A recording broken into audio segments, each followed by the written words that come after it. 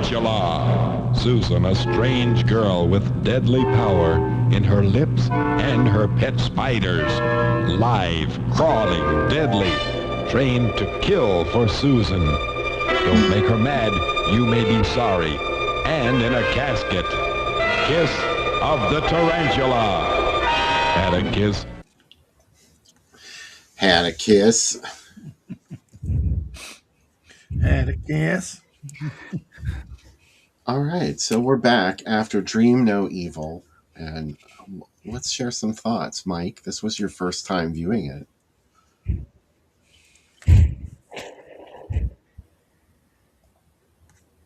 Mike, can you hear me?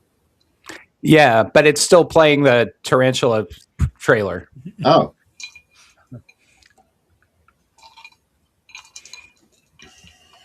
Wait. Is it okay? It was still playing that tarantula trailer. Yeah, sorry.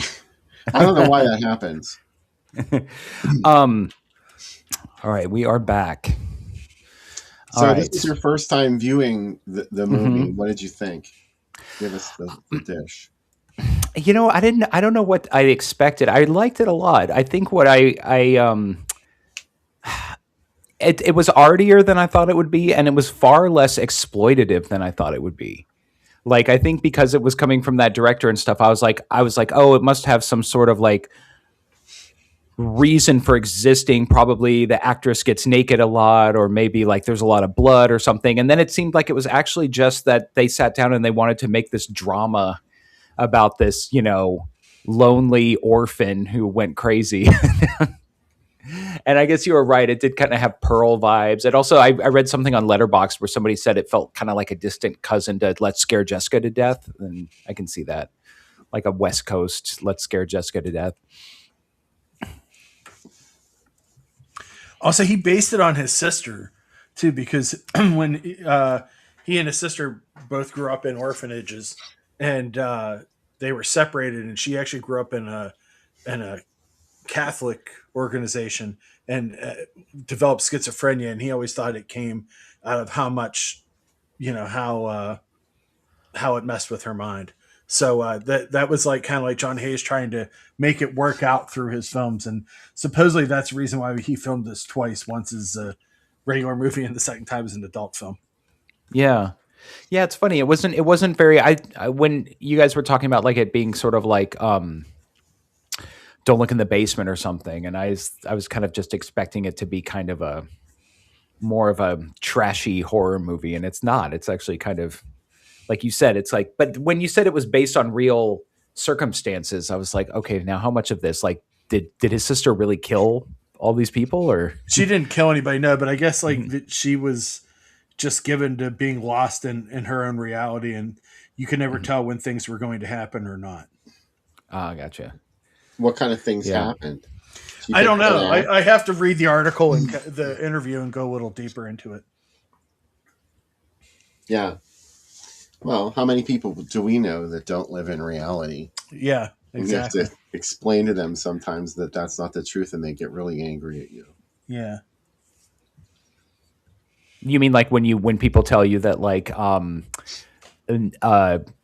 Bay of or that New House on the Left was Bay of Blood and Late Night Trains, or when they say, what was it? I remember you were like, somebody said it was only one, and you were like, no, they did both of the movies, and they're like, no, they didn't, just one of them, and you were like, I know this stuff. This is like one thing. There aren't many things that you shouldn't challenge me on, but that's one of them. I have no idea what a tarantula kiss is, but I do not want it. Since this came up, I should probably share this because it's really kind of cringe-worthy. Let me see if I can pull this up here. Okay. Oh, wait. It'd be nice if I knew how to actually use this software. Of course, like while I'm scanning for things for the movie, I come up with this. Pet spider bites boy. And this really happened in Toronto. He tried to kiss his pet tarantula, and it bit him in the lip. Surprise, surprise. I like that Oh a friend God. of her brother was bitten 4 years ago by another tarantula. I call bullshit on that. What kind Yeah. of shots would they give you for a tarantula biting you? Also, why would you kiss the tarantula's face? Why wouldn't you kiss the butt like Elvira did? But she Yeah. was smart. Yeah. Yeah, you know, Peter Stickles had a pet tarantula that called Mr. President, and he kept it in a cage in his living room. And whenever I would come over, I would walk across the room, like to get as far away from the cage as possible, because I always had this horrible idea that there would be an earthquake or something, and the cage would break open, and the tarantula would chase me. It would go straight for you. Yeah, Because yeah. that's Peter what they was one of do. those. Peter liked really ugly animals. Like he was one of those people who wants like a pet tarantula and a pet scorpion and like all this stuff. And I'm like, are cats not okay? Like, can't you just have like a normal pet? And why does everything have to be weird and edgy and scary? I like Jenny's question. Is her only preaching her diving? It could be. I don't know. We were talking about that during the movie. It's like, imagine you're going to go see a revivalist tent, and it's like, oh, by the way, before we're going to have someone dive off up a ladder and dive into a little tiny pool. It wasn't a pool. It was a big mattress. Oh, Wasn't okay. it? Oh, never mind. That's what I mean. She didn't land in water when they did the show, I don't think. No. I hope she didn't. That scene And what was- bothers me. Because you're scared of heights. Yeah. I couldn't Yeah. imagine doing something like that. What was the purpose of what was that supposed to be an allegory for or whatever? It was like her diving was what, like giving her life to Christ or No. proving or showing that people could go to hell if they, I don't remember. It Yes. was just kind of, I was having a hard time figuring out how the diving fit into her brother-in-law's. It's very lesson. Amy Semple McPherson who would do these kind of things. Like, you know, have these like giant plays around her to illustrate the Bible for people. And also, So do you coincidentally, there happened to be an almost nude woman that got to do that during a church service. Yeah. And she climbed up there in a flesh-colored swimsuit, leaving nothing to the imagination. And that's my biggest problem with that. I'm like, surely there would be people in that congregation who would be really angry about that and would say, who are you to bring a naked woman into this preaching? No, because they always remember all those like Bible movies always had like naked people in them and stuff, and there was always pictures of Adam and Eve where they just had like a little leaf over their private parts. Like fundamentalist Christians love nudity if they could. I'm not saying I know that they love it, but I mean, like I guess that's what he was getting at. He was like, well, I'm going to give them a reason to pretend they're only in it for the spiritual experience. Right. Now I have a question. So her boyfriend, her fiance, was dealing with that crazy lady back in LA, the one who was like had to be woken up and put into a Right. shower and all that stuff. And then his girlfriend, his fiance, was crazy because she was killing everyone. She thought her dead dad was doing it. So is this guy just likes crazy chicks? Like now he's going to get to like after she goes to the mental hospital, he's probably going to get together with that other depressed lady who can't even take a shower by herself. Well, she had to be there to be the damsel in distress at the end. She was Right. the innocent that was going to be axed by this crazy woman just because she was in the wrong place at the wrong time, saying the wrong thing. So that was the worst. Could you imagine, like, you're going to tell this woman who up to this point, she thinks that's her fiance, and you're going there to tell her that not only are they no longer going to get married, he's going to be with her now. And they're going to tell her this to her face while she's having a mental breakdown where she axes people. Yeah. Yeah. Wrong place, wrong time. Is there Yeah. ever a good time to tell her that it's over? No, No. that's the worst. Yeah, you just can't. It's like you're stuck. Yeah, Mrs. What was her name in Freaky Friday? Miss Gibbons. Mrs. Yeah. Gibbons. Yeah. You love that she was in Freaky Friday. Well, no, it's because for whatever reason, Freaky Friday has like a really weird subcast like that. Because a woman in Freaky Friday who plays like the neighbor who comes over and she's like, I need to get my hairdryer back. She was also in like Switchblade Sisters and some other movies. So the casting director or whatever for Freaky Friday went out to like all these exploitation people and like pulled in all these like actors for the second tier of the cast from like, and it's funny because it's a Disney movie, right? But everybody else from the movie is all from like, you know, the big dollhouse and stuff like that. That's another one I saw at the drive-in. I definitely saw Freaky Friday at the drive-in. I don't know what it was with though. Freaky. Oh yeah, you mean like like Herbie or something maybe? Maybe Herbie or like what's the one $1 about million duck? Yeah, what's the one about the mule that learns how to play football? Gus. It was probably. Oh God, yeah. That's Cat from Outer Space. Yeah. You know what's funny? So I was born in '76, so I didn't see Freaky Friday when it was new. But for like the first 10 years of my life, Freaky Friday was still really fresh in everyone's brains. Like we were constantly watching Freaky Friday in school, like, you know, during a rainy day, they'd rent it, or like we would have a movie night where they would like project the movie in the gym and like everybody could come and you could buy a ticket for it. And they showed like Freaky Friday. Like Freaky Friday was still super hip up until like 1985. We saw Candle Shoe that way in our school. Ooh. They showed Candle Shoe, a favorite, right, Vince? Yeah. Yeah, that's a Vince favorite. I never liked Candle Shoe that much. I didn't see it when I was younger, and then when I saw it when I was an adult, I was like, oh, okay. Like, I think I needed to be like have Candle Shoe during my formative years. I also had a roommate. I went to go interview as a roommate in this house, and like me and this roommate had like everything in common. We were like quoting movies together and all this stuff. And then later on, he told me, he goes, "Yeah, I was a little worried it was going to be like a Candle Shoe situation where you were just trying to like infiltrate the house by like having studied all the things I was interested in." And I was like, "Oh God, yeah, right." It can happen at any moment. Everyone is a suspect. I know, but it's like for what purpose? Like because you want, you know. Like it doesn't matter what they want from you. They want something from you, and they're infiltrating.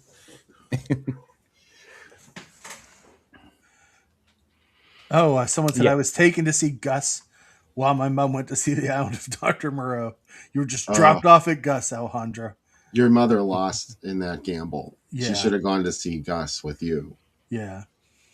It was at The Island of Dr. Moreau with Michael York. Yes. Yeah. 78 or 77. Yeah.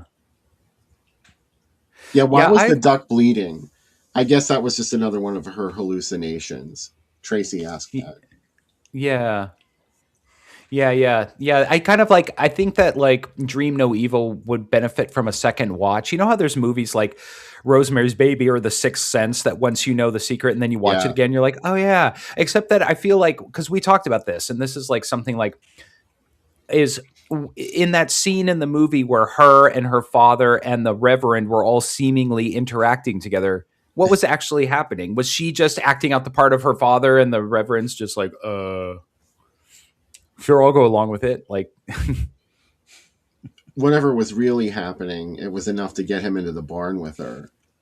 So I know, but read into that whatever you will. He was into crazy women, just like, you know. And so then once he realized she was actually crazy and talking about her father being in the room, that's when he tried to kiss her or did kiss her. He took advantage of her, but he got his in the end and in the head. the dad, and also so. If she imagined that her dad killed the Reverend, then what? She also imagined that her dad slapped her around and called her a slut? She had issues. Yeah. She's still working them out, too. She's still in that institution. Yeah. You don't think she'd be out by now? No. No, she would be out by now. Yeah. You know, she would have got out like in the 80s when Reagan was in office. Oh, that's right. Cleared out all the insane asylums. And then because they were in California. Yeah. Mm-hmm. Yeah. So she'd be, I don't know. I always wonder that. I think we ask that question sometimes on the show and stuff. It's like, if you know that the actor like from the movie is still alive and you're like, if that means the character could still be alive. Do they still think about what happened? You know what I mean? Like if that character from Dream No Evil is still around, do you think she thinks a lot about this series of events that took place over like a couple of weeks back in 1970, or do you think she's moved on? She's over it now. Yeah, she's over it. Because I think we were talking about that in like Halloween, because of when Halloween, the new one, the 40 years later came out or whatever, and it was like, I'm not trying to sound insensitive or anything, but like being chased around by a guy with a knife in 1978 and you're still so agoraphobic, like wouldn't you be over it? So one would hope. Yeah, so I think the lady from Dream No Evil would be mostly over it. She'd be like, "Oh, that's right. I forgot. I did kill a bunch of people, but that was my dad." I'm okay now. Yeah. I don't have those feelings anymore. They're gone. So, Bill, did you like the dad? Or did you have a crush on the father? No. No, I didn't. What about Sheriff Mike Perkins? No. Okay. None of the guys in this movie did it for me. Sheriff Mike Perkins kind of had like a William Girdler thing going on. Kinda. Hi, Philip. It's Hey, Duke Phillips. Duke. Philip Duke. The second. Duke Mitchell, Duke Phillip. Here. I found some. I'm very excited, Bill, that there are connections between tonight's two movies beyond Nightmare USA. Okay, go ahead. They share a producer. Oh, really? Yeah, they do. Daniel Cady, Okay. who's also one of the writers. He wrote the story for this, and he wrote Garden of the Dead and produced that. But yeah, he also produced Dream No Evil, Grave of the Vampire, Sweet Jesus Preacher Man, a lot of adult, and then Dolly Dearest was his last movie, which is a Vinegar Syndrome release. But yeah, And they're both about crazy girls with daddy issues, right? yeah, Yeah. yeah, and also, I'll wait till we talk about that movie. I have a couple other pretty cool facts, but yeah, I thought it was interesting that the two movies were interconnected. There we go. Well, other than the subject matter too, morticians and incest, Yeah, as Jenny pointed out yeah. earlier. It was the 70s. Incest was hot. Chris asked, what about the sheriff's fake mustache in some scenes? Ugh, Oh, yeah. really? Yeah. It was a mess. Yeah. I like that they just put a random Band-Aid on that dude's face at the end when they were taking her away. He just had like one stray Band-Aid, so we knew that he was in a fight. Yeah, because I guess the window, when she broke it, it scratched him, right? Or something. Yeah. It's like when Tom and Jerry get in a fight and Tom only gets, his tail gets a little, they wrap the end of his tail so that we know that he's hurt.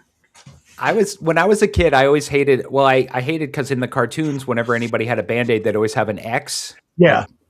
And whenever I would get a Band-Aid, I'd just get one. And I was like, do an X like the cartoon. And my mom's like, no, that's a waste of Band-Aid. And I'm like, just do it. I really want Yeah. I wanted that too. I wanted the look of a cartoon on my face. But Yeah, he looked really rough, Corey. yeah, Edmund O'Brien. I mean, that he was sort of a legit actor, right? I mean, this did have somebody in it, at least. Other than the girl from Freaky Friday. Oh, well, there's Freaky Friday, Mark Lawrence. Mark Lawrence, and then too. And the other girl, the medical student girl, was in a bunch of stuff, I think. So. The other connection I found is that John Hayes was originally going to direct Tarantula sometime between 72 and 75, and he ended up not doing it. So I thought that was, and that Carol Donovan was supposed to be in the cast and wasn't. So we could have had a double John Hayes movie marathon tonight. Yeah. Came this close. So close. You know what would have made, speaking of, you know what would probably have made a good double feature for you guys? Maybe at some point you're just going to have to start like redoing the movies for people who never saw them. They were both Blood and Lace and The Night God Screamed. Oh, We're both. I was like, I always kind of felt like they felt a lot alike to me, and then I found out they were like both had the same producer. So both beautiful films. Well, they were hagsploitation. Yeah, they were both Jeannie hagsploitation. Crane, Jeannie Craig. That's Harriet Craig Jones' character. I was thinking of Jeannie Crane is the one, or Jean. Maybe it's just Jean. I think I was pronouncing it Jeannie, and somebody corrected me. No, I think I told you. I was like, I said no. I don't think it's Jeannie. I think it's just Jean. But then I think you were right. But it's like that's how, because I had that old lady from the intersection who lives next door in the movie I made where she's calling on the phone. Her name was Jeannie, and it was spelled like Jean Crane. Oh, okay. Yeah.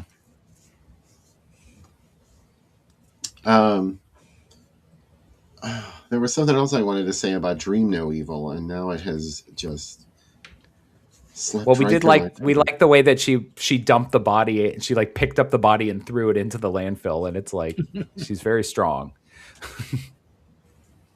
Sam really liked that part. I mean, Yeah. it was shocking. She just went zoop and just. But what was up with the voiceover? It was like, so she has to get rid of the body. She's driving now to the dump. Okay, she's at the dump now. And it's like, we can see that. Yeah, that's my biggest problem with this movie, because it was like, and so she had to invent a personality the personality of her father or something. Like they just tell you that right Yeah. there. And even though You we know- knew, like you could have figured it out earlier than that, but don't talk about it on the soundtrack narrator. Until the end of the movie. It feels Yeah. like a good end of the movie kind of thing to have happen. You know who the narrator reminded me of is the narrator from the trailer from 3 on a Meat Hook. It was like little dolls that stop dancing after the music has stopped. It's like because he's like going on like the whole final like thing where he's like waxing poetic about the horse and talking about how the horse, you know, the like whatever the horse's name, like how the horse is like, you know, waiting for his, you know, and it's like it just sounds so like 3 on a Meat Hook ish. 3 on a Meat Hook. Little dolls that stop dancing after the music has stopped. 3 on a Meat Hook. Oh, you're so good at that. 3. I love that scary talk, Mike Justice. Oh. I could do that. I can do an Eve Arden. Honestly, it's your bra. It's your bra. Oh, My Blanche. We have pictures of you so-called mooners. May I quote you? That's on the new one I found. Oh, I can't wait. Oh, yeah. Yeah. Oh. Yeah, we didn't see her on the commercial break this week. Yeah. You will. There's Oh, still okay. 2 more commercial breaks on the show Oh, tonight. good. so- Okay. Oh, you do one on the 3rd segment now, too? Oh, yeah. Okay. Then it'll just be a whole show of tune in and commercials. watch the 3rd segment. We'll become the commercials for the commercial show. It'll just be commercials, and then you cut us for like a minute, and then back to the commercials. That's okay. We'll take it however we can get it. Yeah.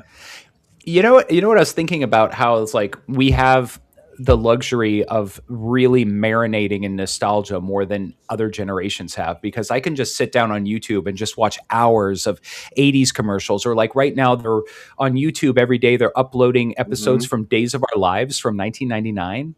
And so I've just completely gotten back into like Days of Our Lives, and I'm just kind of addicted to this like 1999 storyline. And like Yeah. previous generations would have to like watch like, you know, a TV show that was specially going to show you clips from the Carol Burnett show. Like, oh, it's the Carol Burnett reunion show and we're going to show old clips. And they, or, you know, oh, this, you know, Entertainment Tonight is going to show some video footage of like old, you know, high school dances or something. And now it's like, you don't even have to live in 2026. If you decide like you want to, you just want to pretend it's 1981, you can watch commercials from 81, TV shows from 81, like all that stuff.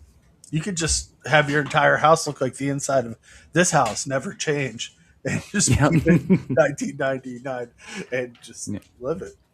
I feel guilty though, because I don't really pay attention to anything new going on now. And so like someday when people are nostalgic about this era, I'm going to be like, well, yeah, but what about 1996 or something? You know, like I won't even know what to talk to people about when they're like, what was 2026 like? And I'm like, I don't know. I wasn't thinking about it. Yeah. Oh. Yeah, I'm not All right. really thinking about it either. So, Kiss of the Tarantula. We should start talking about that soon. Okay. Yeah. Let's do it. Well, so you guys have seen it, of course, right? Yes. Yeah. Yeah. I saw it about, I think my senior year of high school. I rented it. And I think I was a little disappointed. So when I was growing up, the gold standard for tarantula movies was Kingdom of the Spiders. And I had gotten really burned when I was younger by renting the kids Legend of Spider Forest. Oh, God. Yeah. Yeah. And it was like I was way too young to appreciate it, and I was just like, "Oh, it's just some weird drama about some alienated girl with daddy issues and her pet spiders." And then when I rented Kiss of the Tarantula, I'm like, "And there it is again, the alienated girl with daddy issues and her pet spiders." Like I wanted to see more. I wanted the whole movie to be like the drive-in scene. So I think I might appreciate it more now because I'm just a little older and more sophisticated. That was my problem with it the first time I saw it. I mean, there really isn't all that much spider action in it, if I recall correctly. I mean, maybe there is, but I was just used to. I was comparing it to Kingdom of the Spiders, where there were spiders everywhere. Yeah. Not necessarily here. But I was like, I'm really scared of spiders, so I would totally do what the people in this movie did, where like, don't they have just like heart attacks from the spider? Like, she makes like her stepmom have a heart attack, and then how does she kill the people at the drive-in? Like, they just kill themselves because they can't stand having spiders on them or something. I think we're supposed to accept the fact that tarantulas are deadly in this Oh, movie. okay. Oh, gotcha. So they bite them, and that's how they. Yeah, you're not going to be able to get a shot for what they do to you. You As we can't. learned before, yeah. They bite more than lip. Yeah. These are Fulci spiders. These are the kind of spiders that you'll just lay there and be unable to move, and they're just going to eat your whole face.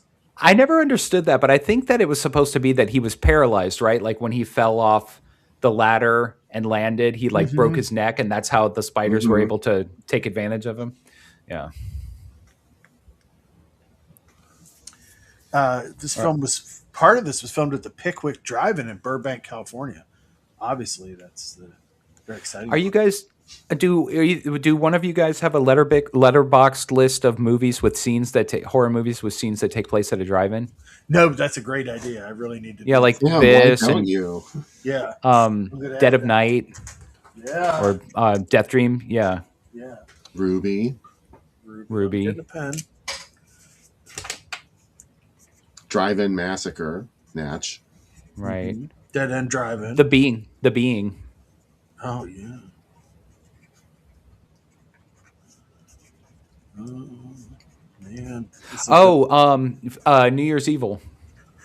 Oh wow. Remember, they go to a drive-in and they're showing a trailer for the Red Queen kills 7 times, but it's called Blood Feast. Yeah, that's right. Oh, I love this list. So I'm going to start it. Drive-in scenes and drive-in movies. Just horror ones, though. I guess you could. I mean, unless you wanted to include things like or Midnight Madness or something, Yeah. or Hollywood Nights or something like Oh. that. Which one's better? You could make those fight Hollywood Nights and 2 HBO movies. The Midnight Madness. Well, Yeah, I like Midnight Madness.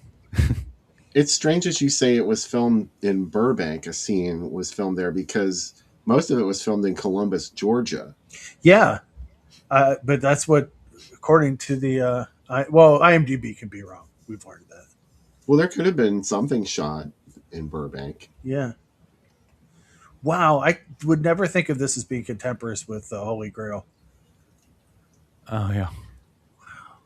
Yeah, 1975 is when this first came out.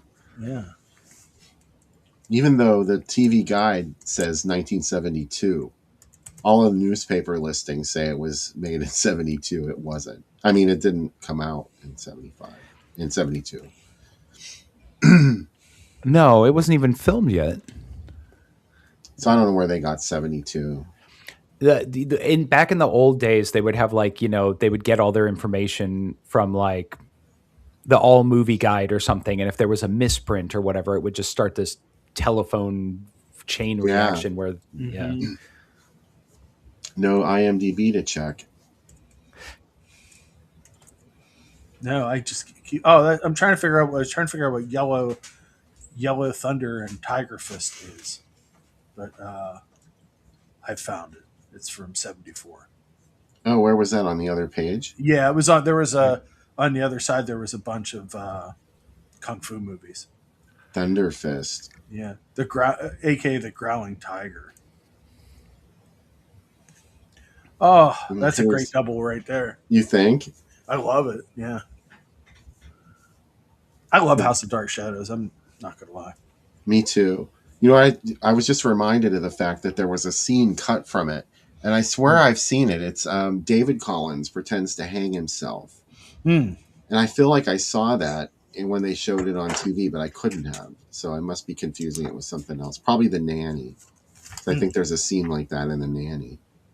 The Nanny, like the show with Fran Drescher. No, with Betty Davis.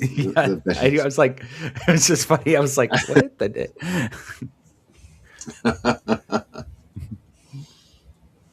She came in and found him and said, "Oh my God." Your dad. They were proud of the fact that Kiss of the Tarantula was filmed in Columbus. With many local stars. Well, that was what this producer wanted to do. Like, it was his dream to make a movie right there in Columbus, Georgia.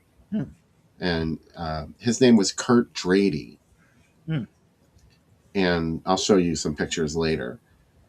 But anyway, he was intent on, making the movie totally. And then, of course, there were some financiers that insisted that they cast the main roles with professional actors. Which, like Suzanne Ling. Right. Now, what's up with Suzanne? Suzanne Ling is like kind of like that girl from Axe, right? Like she's only been in one movie ever. I think so. I didn't really delve into her past on IMDb. Susanna Ling. This is it. One and done. Yeah. Mm-hmm.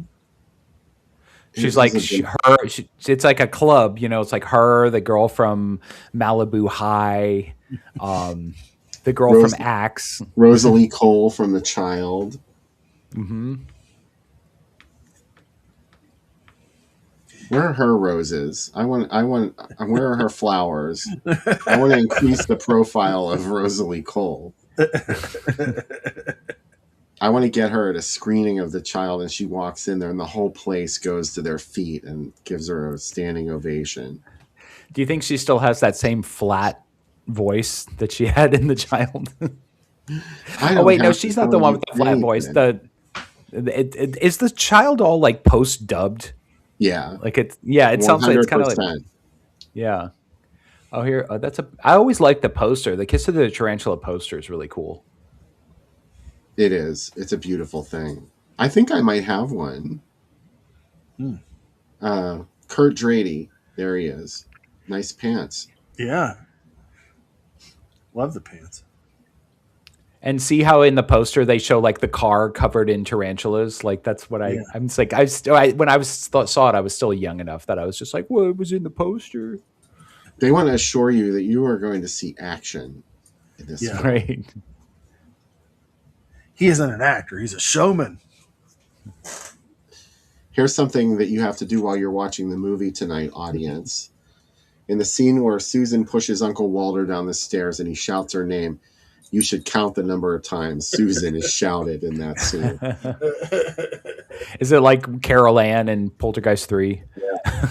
This should have been our contest. Like, guess how many jelly beans are in the jar? It'd be like, how many times has Susan said in this movie? Closest person wins. Or Tiffany in Hellraiser 2. Oh yeah. Tiffany. Or Carrie from Carrie. And Rosemary. Like... Rosemary's Baby. It's just like, it's like a minute. I cut them all together every time somebody says Rosemary and Rosemary's Baby, and it's like a minute and a half. Oh, God. I love how obsessive you are that you did that. You guys want to go see Mr. Guitar? I'm going to see the live tarantulas. Oh, wow. The Spider Star. Well, like the one from the actual movie? I don't know. You guys want to rent a kid? That's terrifying. Right above it, you could rent a kid to bring with you to kiss. Oh, that's creepy. Yeah. I think that's problematic. Just saying.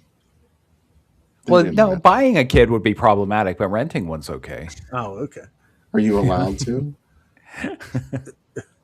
Is that a Fantasia ad next to it, too? Look at that. Right above the best of Walt Disney's True Life Adventures. Oh, yeah, there it is. Yeah, at the Mounds. The Mounds Mall. The thing you see in the Fantasia ad here is the devil. Yeah, right next to the Happy Hooker, the book, the movie.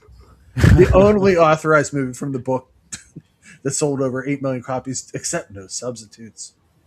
The book Were there a lot of movies pretending to Yeah. be an heir to the Happy Hooker throne? Like, I don't know a lot about literature of the 20th century, but I'm going to say I don't think that Happy Hooker was the book of the century. Book of the century is a I think really bold statement. It's super bold. Like Catch 22 came out, a lot of Kurt Vonnegut, Valley of the Dolls. Yeah, I mean, The Lonely Lady also came out in that time period. I don't know. I don't think the Happy Hooker was the book of the century, but I don't know.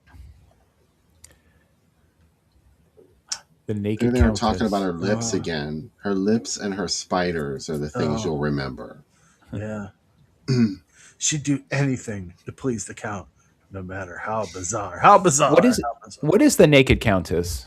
I do not know. I'm going to look it up. And the Blob sneaking up on the end. How about that? Third bonus hit. Yeah. Because Steve McQueen was famous in the 70s, so they're like, here's Steve McQueen's new movie, The Blob. Naked Countess is from like 73, I think. 71. It's Count Manconi is the ruler of lust. His wife Vera is the object of his strange guest's desire, envy, and contempt. Every guest in the Count's house represents a mortal sin. Oh boy. Directed by and written by Kurt Nachman. Who can say It's sin. That's what that movie's about. It's dirty pillows. It's filth. It's on. I was like, maybe it's a Just Franco movie or something. I thought. It's a German movie, so that makes a lot more sense. Yeah. By the director of Don't Get Your Knickers in a Twist and Ein Achterhausenfreud and the game Schoolgirls Play. That would be. You're like a schoolgirl. A schoolgirl. Ooh, look at that. Well, Grave of the Vampire. Four Musketeers, just talking about it. Mm-hmm. Some Musketeers. Grave of the Vampire. Yeah. Directed by the guy who directed Dream No Evil. Yeah, John Hayes all over the place. It's a theme. I like that Dave Burien jumped in to say Xavier and Harlander. I know. In the chat. Thanks, Dave. Oh, look at this. Whoa, Madhouse, too. Oh. Nudies. Nudies. Introducing to the screen Suzanne Ling as Susan. Suzanne Ling as Susan. God, they really left no time in between these movies. No, I gotta go to the bathroom. Nope, you don't. I can't. At the drive-in, how much time did they put between movies? Actually, I was curious because I can't really remember. Oh, it's like at least 10 minutes. Yeah, because you go to the bathroom and you can go buy a funnel cake or something. Yeah. Well, they show all those reels up there, so there is something to watch. Yeah, the countdown clock.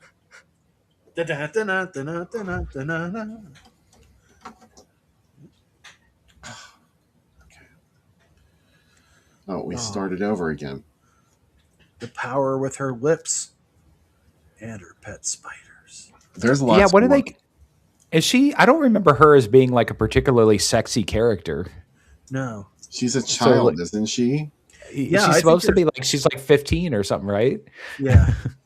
Yeah. So why do they keep talking about her lips like she's some, I guess they were trying to sell the movie, but it's just funny because it's like she's really kind of repressed, right? She's like, yeah, she's like a wallflower-ish kind of. Yeah.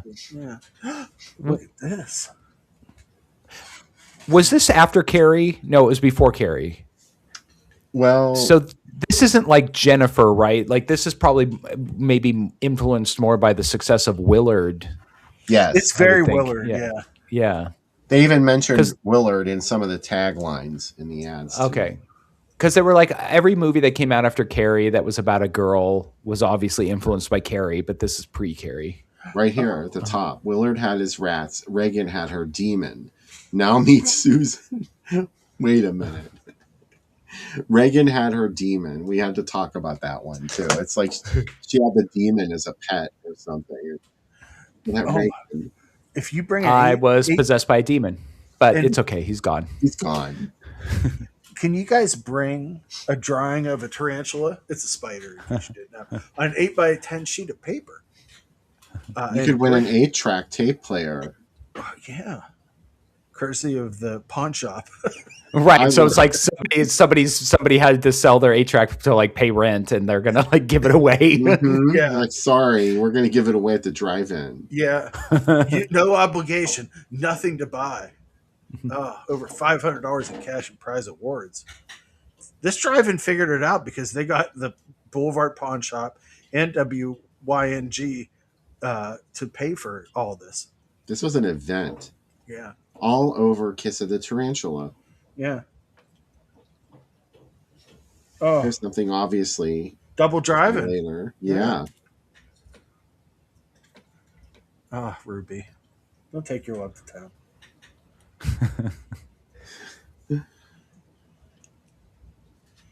Oh, These are a couple of really beautiful ads. That last one Yeah. with the detail, and now this one with the grain. It's What's just really- Lepke? Lepke? It's next, Yeah. Mike. That's what it is. it's kind of like pierogies, but different. Oh, sorry, Lepke the movie. It is a Tony Curtis gangster movie where he plays the feared leader of Murder Incorporated, directed by Menachem Golan. Holy shit! How did I have not seen this? Oh my Well, God. it's on your list now. Guess who else is in it? Anjet Comer of The Baby. Ooh. Vic Tayback Night of a of Thousand your, Cuts. of your dreams, Bill. Tayback better be in the tub. Milton Berle is in it. He does not show his cock. And that's it. That's it. That's all. Everyone's seen it anyway, right? I mean, yeah. Yeah. Supposedly, this is the movie that led to Tony Curtis's cocaine addiction. He hated being in it so much. The movie caused it. Yeah, it held him down and said, "You're going to do this fucking coke." This one Ooh, I Mad love. Doctor. Oh my God. Mad Doctor of Blood Island. Oh, Blood. It just says Blood. Yeah. Oh, wait, no, there's Island underneath of it. My bad. Mad Doctor of Blood Island. Yes, it's an adventure. Grave the Vampire shacking up with this movie. With Kiss of the Tarantula. I like it, yeah. Yeah. That's okay. The more the merrier. Yeah. Mm. Yeah, this would go well with Stanley, Vince says, and Holy Wednesday, aka Fangs. Mad Doctor of Mad Island. What's going on there? Okay. I was waiting to see if anyone noticed it. Kiss Mad. Kiss at 7:30. Mad at 9:30. All seats are 90 cents. Good Lord. Let's go back. Look at that. Yeah, but it was like people made $1.10 an hour. Yeah. Thank you for buying a ticket to Kiss Meets the Tarantula. It's a now. Wow, man. Man. Look at that. Playing at in the little ad there. Do you know exactly where my eyes went in this, Bill? Yes. Yeah. The Sunset Drive-In. Yeah. Yeah. It's the color One Eye with the mini skirt mob. Come on. Oh, what an amazing time at the movies. Oh, and Lee Grant is in Shampoo. She won an Oscar for it. So Yeah. Lee Grant, friend of the show. Yeah. That's right. I feel like we're such close personal friends already. Here's another weird Kiss one. of the Tarantula Monster?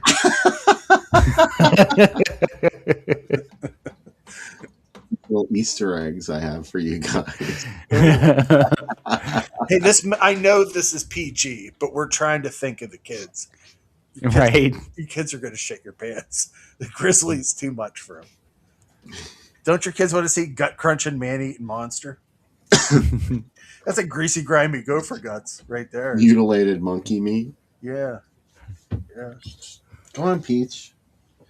Oh. Okay, so I've been saving this one to bring everyone out of the doldrums with all these samey ads. Here's an alternate title. Oh. The British name, Shudder.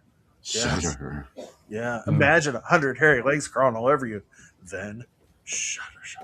It's a PG in the US. It's an X in the Yeah, that's ridiculous. How many times does 8 go into 100? Because I think there's going to be a tarantula with some missing legs in there. Just keep telling yourself it's only a movie. This is one amazing that this one took that line. There's other ones where I'm like, you can have it, but keep telling yourself it's only a movie. Shudder.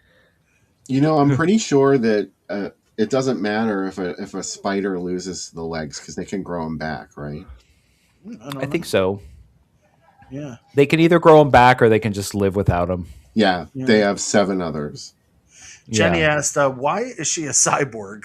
She does have cyborg eye. She's like a Terminator eye. Yeah. Like, why did that spider give her a black eye? Yeah. Aren't they her friends?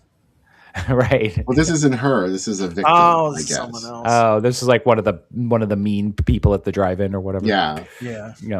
Mean lady with the long hair. It's sad that they chained that girl to the O and chained women. Mm-hmm. Do you know what I mean? Like, come on. She has to carry that logo around everywhere with her. Right. 1,000 nights without a man. Cross of iron up on the other side. Oh, sorry, I didn't mute my microphone. There's a lot going on. Karate, dinner dance, and cabaret. Yeah, this is still the UK because it's still Shudder, and Grizzly is paired with the film Drive-In. Ooh, wow! Look at that. Grizzly's smart because Grizzly's ad pops all the time, no matter what. 100%. Yeah. Any money that they spent getting Neil Adams to draw the Grizzly and the type and everything, well worth it. Wasn't Grizzly like strangely a big hit? Mm-hmm. It was. Wasn't it like in the top 10 highest grossing films of the year or something? Or there's some it has something it can boast about. Like I think Grizzly made a lot of money. Yeah, I'm pretty sure you're right. We were talking about the people ever send you mean letters. I wrote that Grizzly is pretty much Jaws, and someone said, no, it isn't. It's not in the water. And I was like, yeah, it's the same movie as Jaws. Come on. No, it's the same movie. It's the same movie. It's like the same artwork, like having the bear like that. Yeah, no. No, it's not in the water. Okay, does that mean that like, Orca is closer to Jaws? They must be in the water. All giallo must be made in Italy only.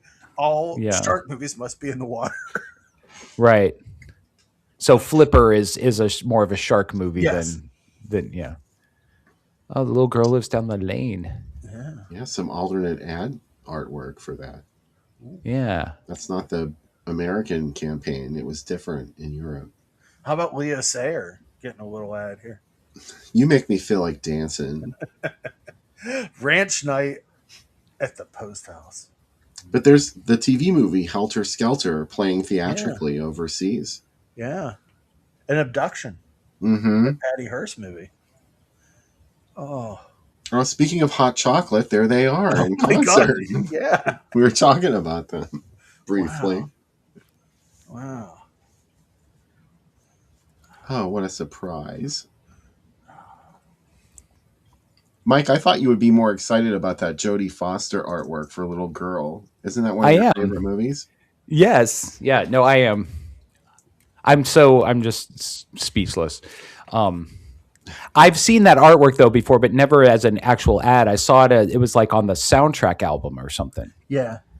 And so I was like, okay, so I wish that they would have used this in the ad, but I guess they did in England.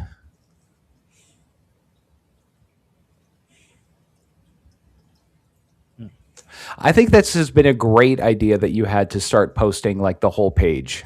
Mm-hmm. Really? So that so people can poke around and look at the little capsule like ads and stuff like that. Yeah, the reaction to it has been a lot better. So I don't know. I'm never going to do anything else now because I'm afraid to. The minute I do, nothing is. I found all of these really awesome French language ads that for when all these Fulci films played Canada in Quebec, and there's so many movies there. It must have been a really hot drive-in spot, and they liked horror because there's all these horror movies and like stuff that never played in America. These are some surprises that I have for the third segment. But but I posted them on the Facebook page and nobody reacts to them. Like, spoiler alert, one of them is for the Beyond, and Yeah. it's totally different. The artwork is beautiful. It has a different title, and no one, I think 15 people liked that post. It pissed me off. Well, maybe the algorithm is hiding it because it's not in English. Possibly. Oh, Yeah, so like we're back to some more random stuff that I pulled out for Kiss of the Tarantula. This is from Australia, and this was 1980 when Death Ship Yeah. was brand new. You can tell it's Australia because they have place names like Dandenong and Turok. the restaurant opens at 6:30. The movie starts at 7:30. Empire of the Ants. Oh, Holy Wednesday. Playing with it. It's a Oh no, that's beautiful Fangs. bubble. This is just Rattlers. I think that was the only title. Really, where else do you have to look if the title of your movie is Rattlers? Why come up with an alternate? Yeah. Oh, Grave There's of the a nice Vampire. Yeah. Kissing Grave. Pray it doesn't happen to you. Oh, It's like Rabid now. yeah. So silent, so deadly, so final. Oh.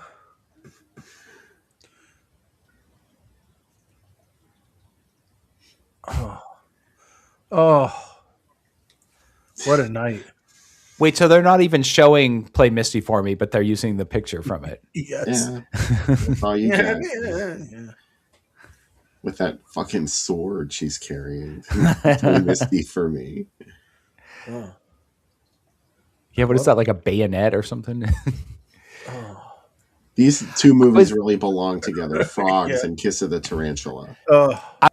I was actually just talking to somebody today about how annoying it is. I see when like businesses will say like we're closed for Labor Day so our employees can hang out with their families or something. I'm like, it just seems so like guilt trippy. Like before you say anything, it's because they want to be with their families. I'd like to be open, but these fucking employees and their fucking families. Yeah. Like we get why you're closed. You don't have to put it in the ad. Yeah.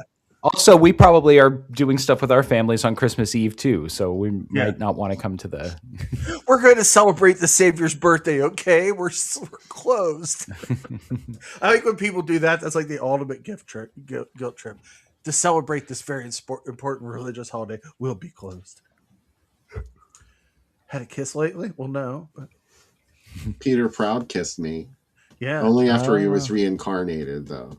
Yeah, not before. Have you guys ever seen that Reincarnation of Peter Proud? Yeah, I saw it on TV, but I can't remember much about it. Do you remember? It has Margot Kidder in old age makeup. Yeah, yes. Oh, yes. I just saw her in old age makeup in Tales from the Crypt. She was in a Tales from the Crypt episode where she had old age makeup, but it was in the early '90s, so you know. She wasn't. Is that the one 20s. Where she's like the nurse at the old folks' home? No. Okay. No, she. It's like 4 people on a camping trip, and they have like this Fountain of Youth serum, and she's like a really mean, nasty person, and she just fucks the whole thing up. But at some point, she de-ages, and she becomes the Margot Kidder that we recognize. Mike, how about there's a movie called Cars with 4 Z's? It's a Bollywood movie, and it's a remake of Peter Proud. Why? What? Yeah. Yeah.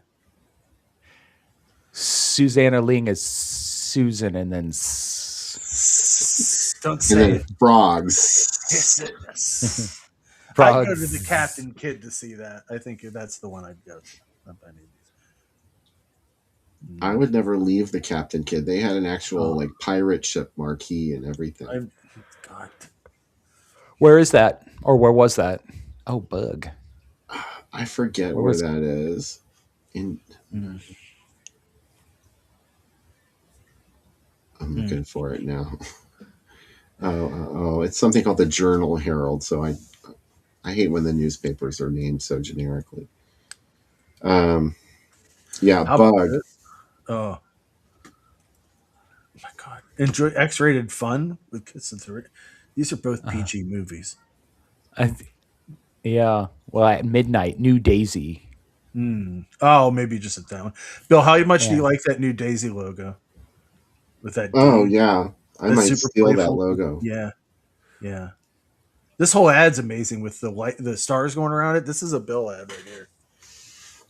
They were trying to get my attention for sure. Yeah, they're like, someday there's going to be this thing called the internet, and there's going to be this guy looking through ads. You gotta get him. Oh, come on. Yeah.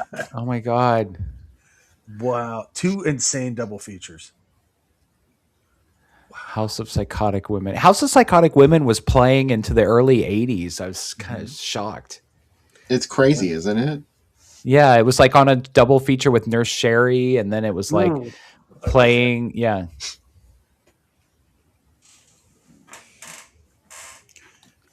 Here's another Vince movie, Nightmare in Blood. Like the drooling teeth. Yeah. I love that. So here it's coming for a Halloween show. This is sort of like a little teaser. There's a bigger ad later. Oh, Jacqueline Suzanne's Once Is Not Enough. Yeah. Brenda Vaccaro was nominated for an Oscar for it. Wow. Oh. The Mad Doctor of Mad Island. I'm sorry, Blood Island is back. You're getting all confused. Here's the big Yes. ad. I like that they just typewritered in the Kiss of the Tarantula. They're just fucking get a typewriter. Yeah. Well, they didn't have to do that for the Mad Doctor, but there's an extra parentheses in there. Mm-hmm. Well, yeah. That's a nice ad, though, all the way around. Dino Shock with that strange hypno wheel.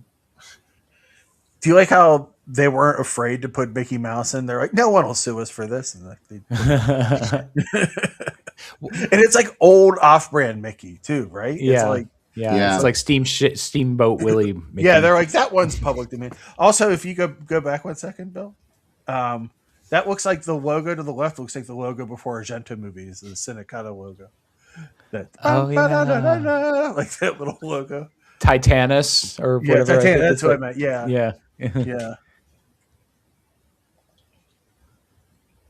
Oh, they're back. This played a lot. Kiss of the Tarantula really was out there. It got a lot of track. Look, this is from Australia. Look at this. I actually remember Kiss of the Tarantula reminding me a lot of Lamora because they both sort of take place in like Kiss of the Tarantula is not a period piece, but I remember feeling like it felt like it was in like the 1800s or something because everybody's like so her house is so old. Yeah, this really blew me away, especially to see Lamora playing overseas. Now, when it played here, what did they call it? Lady Dracula or something? Only on TV. Okay. In the States, it was called Lamora, A Child's Tale of the curse, the legendary curse of Lamora. That's what. Okay, and then on TV, it was called Lady Dracula. Right? Lady Dracula. Yeah. Yeah. How about I had never seen Into the Damned. It's a Western horror that was playing with that. I thought you'd be excited about this one because Tentacles is visible, and Carrie and King Kong, and Mr. Billion, Terrence Hill's attempt to break over into America. It did not work out. Well, this is from Australia. Okay, well, it didn't work out there either. Blood from the Mummy's Tomb too. Horror Hospital and Hotbed of Sex, which is one of those Edvig Fenech Giallo. Yeah. I forget. Is that the one that she co-stars with like Sarah Bay or Rizal Baneri? Is that Hotbed of Sex? Yeah. What is that? We did it on the show. I think it's the one that Chris likes. Amok. Yeah. Let me look it up on my work computer. Tentacles is. I hate Tentacles. Oh, Edvig Fenech isn't in that one. Sorry. Yeah, Tentacles and I have a strange relationship. I want to know why they they cast John Huston to play like this young reporter. Like the role is written for like this junior reporter. And he's like, well, we're going to talk about the octopus that's here in town. He walks around in a night dress. And you Yes, that should really not be long- eating so much candy. My sister. I know, and they cast John Huston as the hot shot young reporter and Shelley Winters as his like sexy slutty sister. Yeah. Who wears the most insane outfits? Look at this. Oh Well, this was what appeared on the main page, and then you had to go into the details to figure out which movies were actually showing. And Oh wow! this was like all friggin' weekend. Oh, The Creeping Terror? I didn't know that ever played in theaters. Well, this was later. This was. Okay, gotcha. Also, like I like that they don't 95. break up when you get the Triumph of the Will. And like, why did they play that? Oh, that was another day. Yeah, I And what know. Oh my god. Yeah. What is couldn't Fangs of the believe it. Living Dead again? Is that Spanish movie? Malenka. Yeah. Malenka, yeah. Oh my god. Her name escapes me. Anita Ekberg. Okay. Mike Eldon has a request for you to read the rest of the show in John Huston's voice. Wow. They're showing Twisted Brain. Twisted Brain came out, and it was called Horror High. But they changed the title. I prefer Twisted Brain. John Huston, it is an honor to have you on the show. I just have to tell you what a big fan I am, especially your movie Tentacles. I did a movie called Tentacles. It's about an octopus. An octopus that causes a lot of problems for a little town. This is sort of hard. What about this? House of Exorcism. Night Child 2, that's coming out soon. Very exciting. In Future World, with my friend Blythe Danner, who I did commercials with. My friend Blythe Danner. The less said, the better about these commercials. Is she a bitch? She's nice, but she's crazy. Like she would because the thing is, she would have to record like 8 different agencies, and I'd always be last. So she was so burned out. So if like she read a 30, like most people, it's like 2 words a second. She was like a word every 2.5 seconds. Like you had to really not write a lot. And one time, my friend was eating a bowl of soup and thought he had his mic off. The owner of the studio and the producer, and she's like, "Who is eating soup when I'm trying to record?" Like lost her mind. And she's like, "I would fire that intern." And we're like, "Hold on, we'll fire him." And Rob like switched his mics and it sounded like he was in the distance. And he's like, "Get out of here!" And she's like, "You can't. You just can't have that kind of disrespect in the recording studio." He's like, "I completely agree," and then went right back to eating his soup. But anyway, Hopefully with the mic off. With the mic off, and because he looked at me because she heard it, and you heard her just go. When she heard the spoon hit the side of the thing, he's like, "I'm so sorry," and I'm like, "I'm not mad at all. Like this is awesome." Like yeah.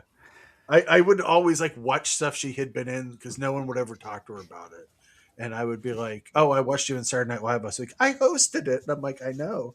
Was that any good?" And I was like, "You were wonderful." She sounds a lot like Carolyn DeFonseca inside my brain. Like that's why Carolyn DeFonseca calls me Samuel on the podcast, because she would always call me Samuel. We had one of them at the villa in Switzerland. What's Death Driver? You could never put too much faith in wolfhounds. They're crazy. I bet we'll do well together. I think you're sweet. All right, so Death Driver is an Exorcist. Earl Owensby movie. That's what it is. Warm car heaters. Death Driver. Your car will catch on fire, but I was speaking of Death Driver. It kind of reminds me of like The Hearse. I was wondering if it's like I just watched The Hearse for the first time. It's so slow.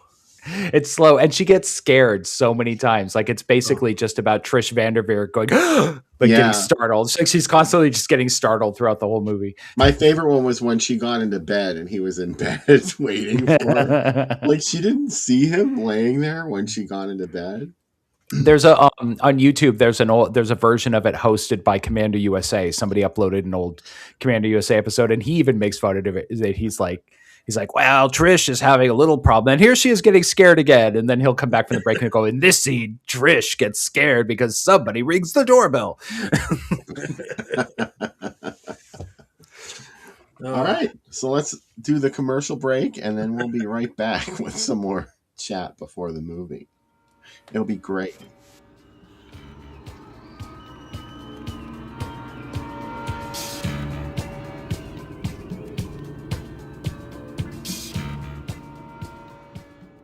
Miss Morrow, I need a fashion exclusive for the store newsletter. Stop the presses. New Beautiful Ones bras from Playtex Cross Your Heart are now beautifully seamless. Delicate, lacy. I'd never get dressed. That would be a story. And new Seamless Beautiful Ones lifts and separates for a better figure. Wow. May I quote you?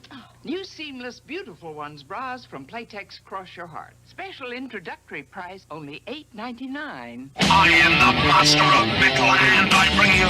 You'll take my life, but I'll take yours too! Bon Jovi. Scorpion. Whitesnake, Accept, Motorhead, Rush, and Saxo. Judas Priest, Black Sabbath, and Dio. Devastating, decibel-laden, no-messing metal from the master of...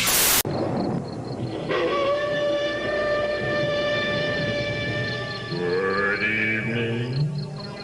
This is your guest host, inviting you to watch, if you dare, Basil Rathbone, Nigel Bruce, Hugh Herbert, and Alan Ladd in the Black Cat.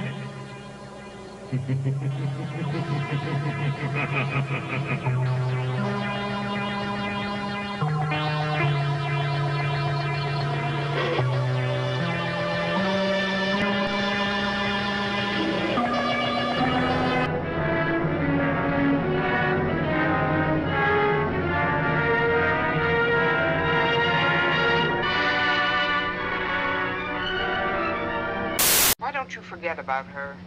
I can't. I've tried, but I can't. Well, try again. That's my motto. I want my daughter back. Personally, Vita's convinced me that alligators have the right idea. They eat their young.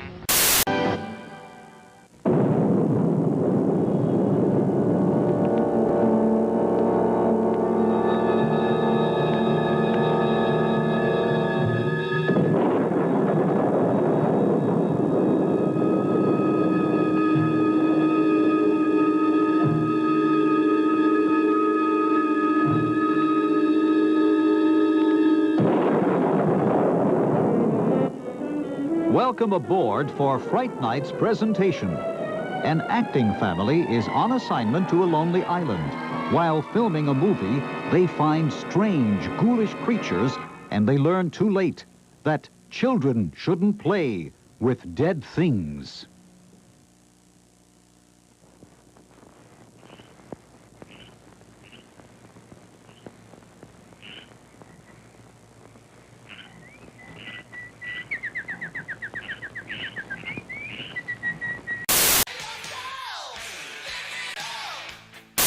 This is the mood of today, the sounds of modern dance, the sound of Japan. And Human League. Visage, Depeche Mode, and Gary Newman. Cure and OMD. It's the best of total danceability, the sounds of modern dance on one LP, out now. Fridays celebrate the new year with Harvey Korman, Cheryl Tiegs, and Buddy Hackett on Donnie and Marie. Then we got a killer grizzly on our hands. Sarah stalks the wilderness. That thing seems to know what we're thinking. There's something out there. Killer Grizzly. Friday, starting at...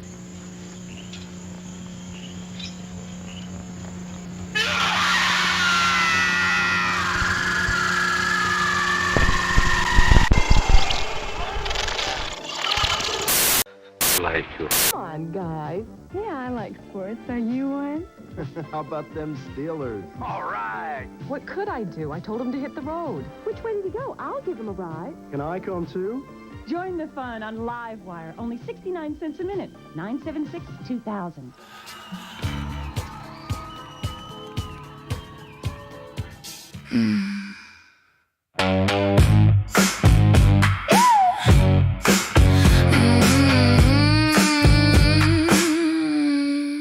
She wears black velvet after midnight, red lipstick, eyes like flame,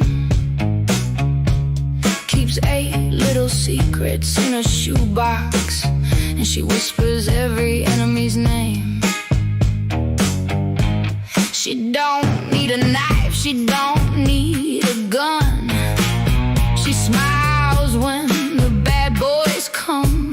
One little kiss, one little bite, then the spiders crawl out in the night. Peanut baby, don't you run. You should've known what you become. She says I love you with a wicked grin and lets the little devils in. She's got you dancing in her web. Better pray before you go to bed. 8 black legs, eyes shining bright. She sends them crawling through the night. The first one laughed at a little game. The second one called her crazy. The third one stole a diamond ring. Now he's nowhere to be seen lately. She keeps a velvet box beside her bed with tiny silver threads of red. Every time somebody does her wrong, she opens up the box and sings along. Count to 3. Little spiders, come to me. Hear her call. Tonight somebody's gonna fall. She's got you dancing in her web. Ooh, better pray before you go to bed. 8 black legs, eyes shining bright. Ooh, she sends them crawling through the night. Hush now, listen to the floor. Tap, tap, tap, they're at the door. Uno, two, tres, don't look behind you. The web is closing around you.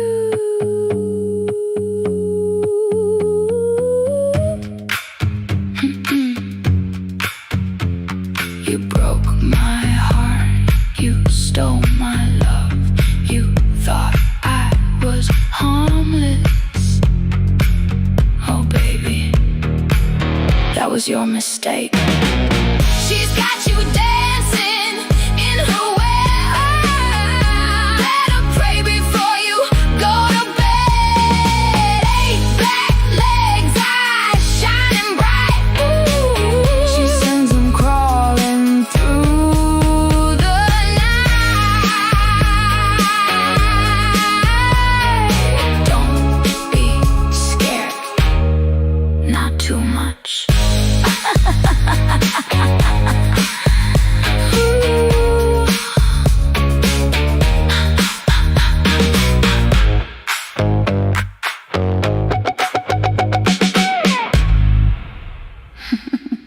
Hello, welcome to this drink. This drink is called the Tarantula. It's for Kiss of the Tarantula. There's a lot.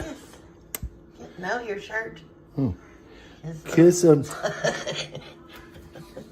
Kiss of the what? the The tarantula. Marry someone who's always ready with a pantomime or whatever you want to call it. A dance? Yeah. I got it in my soul. Mhm. And it's just, You didn't even say what was in it. You were too excited about dancing. dance is my true passion.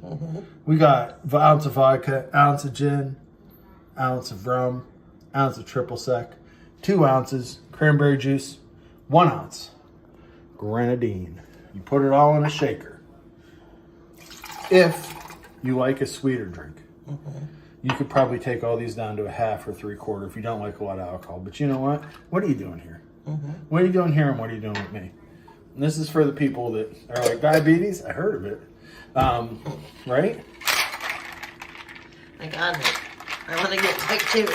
I want to get type 3 diabetes. I'm type 4 diabetes is like diabetes times diabetes. It's called diabetes. Real funny. I'll say years from now when I'm watching this and constantly have a needle in my arm. The junk. The insulin. Anyway. Let's enjoy this drink. The Tarantula. A girl can control spiders. Don't you wish sometimes, in your heart of hearts, don't you wish that you could control spiders? Oh, Pazuzu, this is nice. It's the kind of drink that you'd probably pay $19 for at your Tig Freitas. Most of ours are closed. Yeah. Have to go to Chili's. Baby, Chili's is back. $19. Not here. Enjoy the movie. Tarantula. Pazuzu. You know what? I forgot to mention, Bill. This was the first release of this on DVD. VCI put it out in a 3-pack. Kiss of the Tarantula, Don't Look in the Basement, and Don't Open the Door. All in a set. And that was the first time this movie ever came out on DVD. That's great company. Yeah. Who put it out on VHS? I remember it had a nice big clamshell case. Was it Video Gems? I believe so, yeah. Yeah. Yeah. Oh, wait, that was Dream No Evil that VCI put out. Yeah. This is not a good cover. They don't even have a picture of the actual posters. The posters are on the back at least, but no extras. But that's how we used to get movies, and we liked it. We took it and we shut up.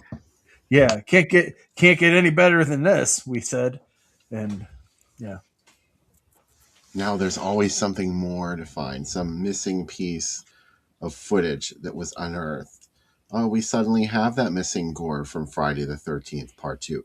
Time to put out a whole new set. Yeah, or My Bloody Valentine. Yeah. They reinstated the missing gore. I recently saw that in the theater, and the director was there talking about how sad he was that all of the gore, like when the movie came out, it was so neutered. So that was diabetes. A childhood trauma as far as I was concerned. What they did to My Bloody Valentine. The only thing that got me over it was that restored version. So yeah, I am happy for it. I'm glad we got it. I remember I liked My Bloody Valentine a lot when I was a kid. For some reason, it really jived with me. Like I loved it. I remember thinking it would be cool to live in a little town where a killer was running around. It's so good, even without the gore. Yeah, it's also kind of like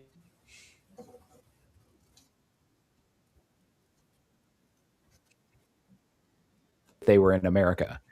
Mm-hmm. And this one is so unapologetic because the director said he was influenced by The Deer Hunter. And The Deer Hunter had come out, and everybody in The Deer Hunter was super blue collar, super working class, and so he wanted to do something like The Deer Hunter. So that's why they all have like these like, you know, oh, you're taking her down to the mines, are you? Sam, I loved how you went all Joe D'Alessandro in the drink segment where you were like, in your heart of hearts. In your heart of hearts, wouldn't you like to have spiders? Yeah. This Dracula is a vampire. This Dracula's out here. All my accents sound the same, so yeah, that's, you know. You just do like funny voice. Yeah. Anything else before we go to the movie Kiss of the Tarantula, which I know you're going to love? Let us know in the chat if this is going to be your first time watching. Yeah. I am excited to watch it again. This tarantula and this kissing. I can't remember the last time I saw this. In fact, I don't remember very much about it. So this is going to be it's going to be more fresh than anything else. And it's on Tubi, right? Mm-hmm. Okay. I think this was one of those movies I stayed up really late to watch because it was on Chiller Theater. But it was 1981, so I would have been like around 11 years old. That was prime watching time. From the time I was like 8 years old until I was around 12 or 13. was when all the good stuff was on Saturday nights. And, you know, you basically had your pick of like 3 or 4 really cool movies. And this was one of them, and I was just sort of like, because I don't know. I was a kid, so what did I know? I was like, there's not enough spider action in it. I want spiders everywhere. Yeah. Because I'd always read about it. You know, like I had the Psychotronic book and John Stanley's Creature Features book and Phil Hardy's Horror Encyclopedia, and I was always like, oh, someday I'm gonna like Kiss of the Tarantula was on my list with Beast of the Yellow Night and Barn of the Naked Dead. I was like, when I finally get to see these movies, they're going to be everything I have ever wanted, and they weren't. I built them up too much in my head. They could never live up to the image. Yeah, Barn of the Naked Dead just did not. Yeah, there was I expected a bar. I wanted a barn full of naked zombies, and it wasn't that. That was the case with a lot of these movies. They would come up with these crazy ad campaigns that did not represent the content of the film, and then, you know, if you were a young impressionable kid or a particularly sensitive adult, you could get triggered by something like that. Or like the ads for Beast of the Yellow Night show this giant monster like chomping down on bones and then like dragging a woman by her hair. It's like you don't actually get that in the movie. No. But, you know. All right, so this is also on Tubi. By the way, the link is on Groovy Doom. If you're feeling lazy and you're already on the page, you can just click it there, or just go to Tubi and enter the film's title, Kiss of the Tarantula. This is going to be a real experience. You know, this was one of those riff tracks films, so that's the level of what you're going to get with this movie. You know, call it what you will. I think this is exactly the sort of vibe that I like watching late at night. Just keep telling yourself it's only a movie, like the English told you. It's only a movie. Shutter is only a movie. It's not a woman's picture. No, it's not a woman's picture. It's only a film you saw at the cinema.